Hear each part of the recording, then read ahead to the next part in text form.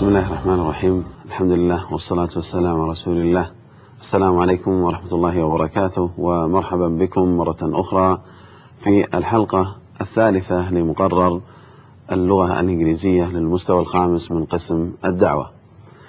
في هذه الحلقة نكمل النصف الآخر من الوحدة الأولى، وتبدأ من الصفحة 9. كالعادة سنبدأ مباشرة بأهم المفردات التي سترد معنا في هذه الحلقة، فإلى الشريحة الأولى.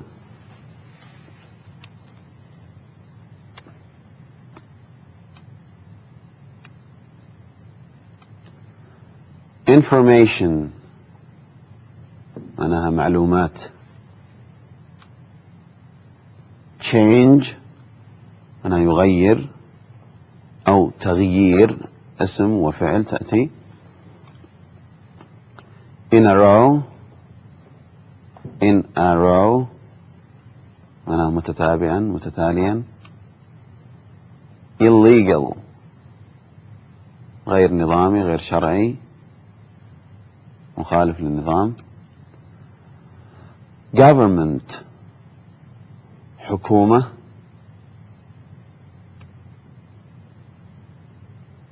Overnight وهذه تأتي حسب السياق، معناها يأتي حسب السياق، قد يكون بين عشية وضحاها بمعنى السرعة في الأمر، وأيضا تأتي بمعنى في الليل.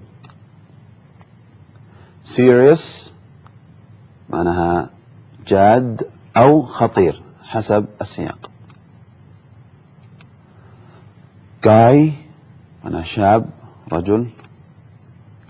Suddenly فجأة. Later فيما بعد أو لاحقا. Trouble مشكلة أو ورطة. Interrupt يقاطع. جيد. الماضي من interrupted. Country دولة. At least على الأقل.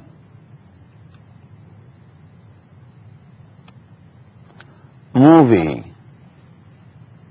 فيلم. Mistakes أخطاء مفردها خطأ mistake. Plan تأتي فعل واسم أيضا مثل كلمة change فعل واسم. plan معناها يخطط، وبلان أيضا معناها خطة. ahead معناها مسبقا. مثلا لو أخذنا كلمتين plan ahead معناها يخطط مسبقا. instead بدلا من عوضا عن كذا. patient لها معنيان مشهوران، الأول معناها صابر صبور، والآخر معناها مريض، فحسب السياق. طيب الآن ننتقل إلى المقطع الصوتي للقطعة.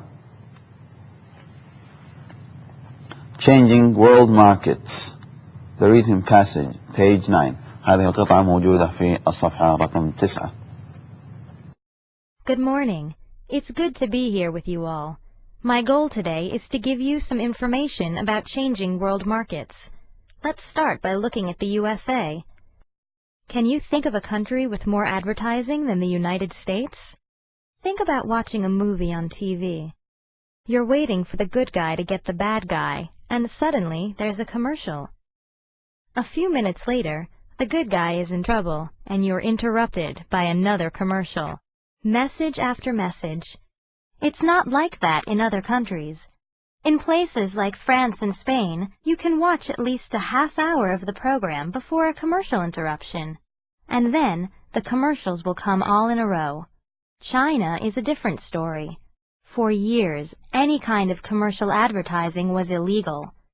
Government advertising was all over the place, but business advertising was non-existent. Then, Sony came along and changed things. The Japanese companies were the first to start advertising in China. They've led the way for others to come into the country. We can learn something from them too. It's important not to come in overnight and start advertising, because that can lead to serious mistakes. Advertisers must take their time and plan their campaigns carefully. Because there are millions of people in China who don't know what a Big Mac is, you wouldn't want to rush over there and try to sell them one. Instead, you would want to plan ahead 5 or 10 years. It pays to be patient in China. نعود الآن ونقرأ القطعة من جديد ونركز على الكلمات التي مرت معنا في هذه القطعة. العنوان Changing World Markets. Changing قلنا معناها change معناها يغير أو تغيير الأسواق العالمية. Good morning. It's good to be here with you all. المرة التي سمعناها تقرأ كانت تقدم عرضا لمجموعة من الحضور. My goal معنا في الحلقة الأولى goal هدف أو غرض is to give you some information معلومات about حول changing world markets. مرة أخرى العنوان. Let's معناها دعونا. Let's start by looking at the USA قلنا United States of America الولايات المتحدة الأمريكية. Can you think of a country with more advertising than the United States? الكلمات التي أو الموجودة هنا كلها أظنها إن شاء الله سهلة فلا نحتاج للترجمة. Think about watching a movie on TV. فكر بمشاهدة فيلم on TV. You're waiting for the good guy. You're waiting أنت تنتظر the good guy الشاب الطيب to get the bad guy يتخلص من الشاب السيء. And suddenly وفجأة there is a commercial يأتيك أو تأتيك دعاية أو إعلان دعائي. A few minutes later وبعد أو بعض الدقائق أو بعد بعض الدقائق the good guy is in trouble في ورطة أو في مشكلة and you're interrupt مرت معنا قلنا يقاطع من مقاطعة الحديث من مقاطعة التفكير. You are interrupted وتمت مقاطعتك by another commercial يعني أتى إعلان دعائي مرة أخرى وقاطع مشاهدتك لهذا المشهد. Message after message رسالة after رسالة after message after message. It's not like that in other countries. In places like France and Spain وفي أماكن مثل فرنسا وإسبانيا you can watch at least على الأقل يمكنك مشاهدة على الأقل half an hour of the program نصف ساعة من البرنامج before a commercial interruption قبل مقاطعة من قبل الإعلانات الدعائية.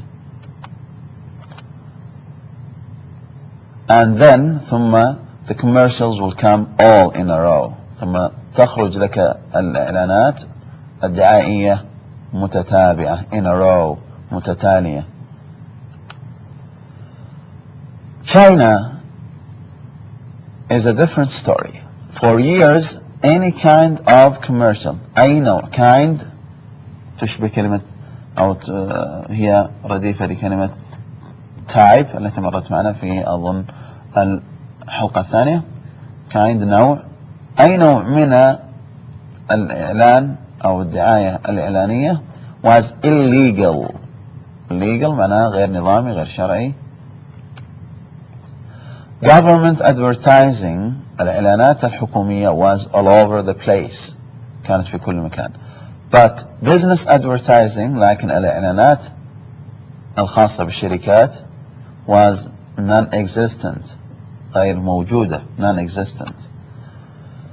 Then Sony came along and changed things. Change مرة أخرى معناها غيرت. The Japanese companies, الشركات اليابانية, were the first to start advertising in China. They've led the way. قادوا الطريق, led the way for others to come into the country. We can learn something from them too. It is important not to come in overnight and start advertising. تقول جملة: من المهم عدم المجيء بين عشية وضحاها والبدء في الإعلان أو في الدعايات الإعلانية, because that can lead معناها يؤدي, الماضي منها led, مرت معنا قبل قليل في الشريحة السابقة. Because this can lead to serious mistakes, لأن هذا قد يؤدي إلى أخطاء خطيرة. طيب. Advertisers must take their time and plan معناها تتذكرون plan معناها يخطط, لابد أن يأخذ وقتهم في التخطيط. تخطيط ماذا؟ campaigns مرت معنا في أول حلقة, حملات الدعائية, هي بشكل عام حملات لكنها في موضوع هذه الحملات الدعائية carefully بشكل دقيق أو بحذر. طيب. Because there are millions of people in China who don't know what a Big Mac هذا نوع من الوجبات معروفة. You wouldn't want to rush over. rush معناها يستعجل, over there and try to sell them one.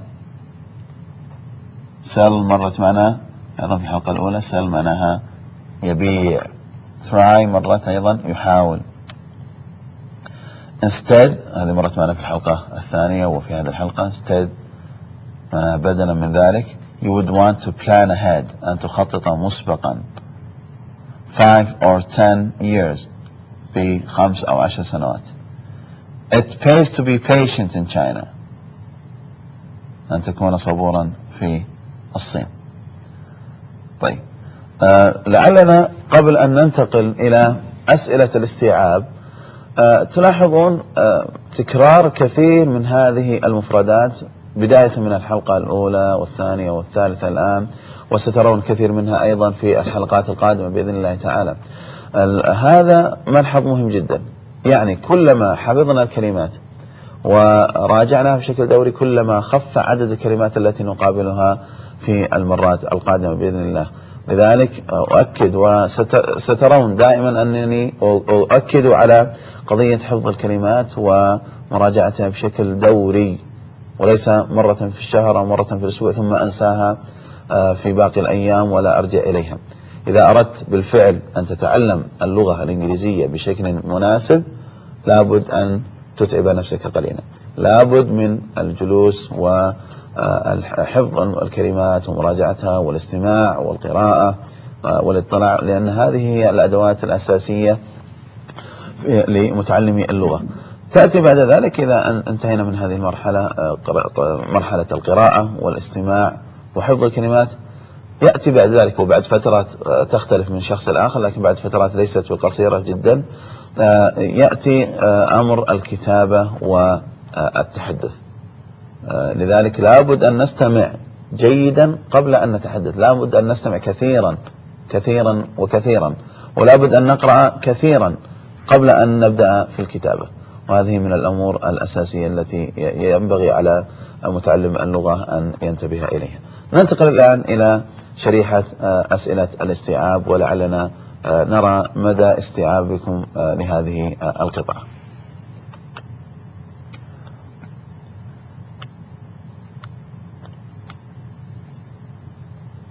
طيب. For many years advertising in China was illegal. مرت معنا هذه الفكرة لكثير من السنوات أو على مدى كثير من السنوات advertising الإعلان أو الدعاية in China was illegal. مرت معنا تعني غير شرعي، غير نظامي، مخالف للنظام. هل هذه المعلومة true صحيحة or false غير صحيحة؟ إلى من يعرف المعنى أو الإجابة عفوا، أنا أترك لكم المجال للتعرف عليها. الإجابة الصحيحة نعم، هذه المعلومة صحيحة، وقد كان الإعلان التجاري محظورا في الصين. السؤال الثاني: Who led the way for others to come into China? led قلنا المضارع منها أو المصدر منها lead، نضع A هنا، lead the way يقود الطريق. من قاد الطريق للآخرين في المجيء إلى أو الدخول إلى الصين؟ مرت أيضا هذه معنى. أطلع على الخيارات: هل هي تشاينا نفسها، USA، سوني، أو بيج ماك؟ أي الخيارات صحيح؟ الذي يقرأ القطعة ويفهم بشكل جيد يدرك أنها ماذا؟ أنها سوني. جيد. طيب، بهذا نكون قد انتهينا من العرض المقدم لهذه الحلقة، وهذه هي أو هذا هو النصف الثاني من الوحدة الأولى. ولذلك من اشترى الكتاب الخاص بهذه السلسلة أو بهذه الحلقة، إذا أراد، وهو من باب الخيار وليس من باب الإلزام، من باب الاستفادة، الرجوع إلى الكتاب وحل بعض التمارين الموجودة هناك. فهناك تمارين كثيرة وجيدة تساعد المتعلم على فهم القطع وعلى فهم أيضا الكلمات الواردة ووضعها في سياقات مختلفة، وهذا سيساعد الشخص. قبل نهاية يعني لا يهمني قضية الاختبار بشكل كبير، الذي يهمني كثيرا هو استفادتكم أنتم من هذا المقرر، وجعل هذا المقرر خطوة إلى الأمام في تعلم اللغة الإنجليزية. الكثير منا قد يأتي قبل الاختبار بأسبوع ويبدأ يحفظ في الكلمات، ورأينا من بعض الإخوة والأخوات يطالبون بتخفيف الكلمات لأنهم لم يحفظوا من البداية، لم يبدأوا من البداية. فتسويف الأمر ليس بالجيد. حاول أنك تطلع على هذه الحلقات، لنقل كل أسبوع انظر إلى حلقتين مثلا وراجع الكلمات التي وردت فيها واحفظها، لأن بحفظك تلك الكلمات سيساعدك هذا بإذن الله على تخطي الكلمات هذه نفسها في الحلقات القادمة ومعرفته وزيادة من استيعابك وفهمك للنصوص المطروحة. لذلك لابد من المراجعة بشكل دوري. وكما أسلفت، أريدكم أن تخرجوا من هذا المقرر وتستفيدوا منه في خارج أسواق الجامعة، في الأسواق، في المستشفيات، في أماكن مختلفة، في البيت عندما تستمع إلى أو تشاهد التلفاز أو تقرأ مثلا كتابا باللغة الإنجليزية، حتى لو كان قصصا قصيرة. ولعلي في حلقة من الحلقات أستعرض وإياكم بعض القصص القصيرة التي صممت لتساعد متعلم اللغة في المراحل المبتدئة على القراءة البسيطة، وأيضا نوعية المفردات تكون فيها سهلة ومناسبة لهذا المستوى. آمل أن تكونوا قد استفدتم في هذه الحلقة والحلقات السابقة، وأسأل الله سبحانه وتعالى لنا ولكم القبول، والسلام عليكم ورحمة الله وبركاته.